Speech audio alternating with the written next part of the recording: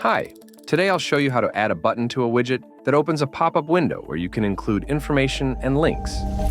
In this lesson, we'll expand on the widget we created in the lesson about labels and context menus. As a reminder, a context menu appears when you long tap the top label. Let's leave a hint about this. Go to the widget editor. Add a button in the form of an icon without a background or text. By default, an icon with information is used. Select Action. Next, tap. Then Info. Here, select Text. Then tap to add text via the clipboard.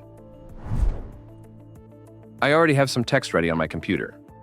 I'll copy it by pressing Ctrl+C. It will then appear on the smartphone screen. I'll select this text. You can save your changes and test it.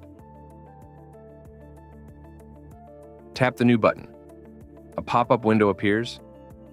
Now let's tap the link at the bottom. It opens immediately in the browser on your PC. Thanks to this tool, you can add additional information to your widget while saving screen space. Check out my other tutorials as well. In them, I cover the rest of the useful features of keyboard extension.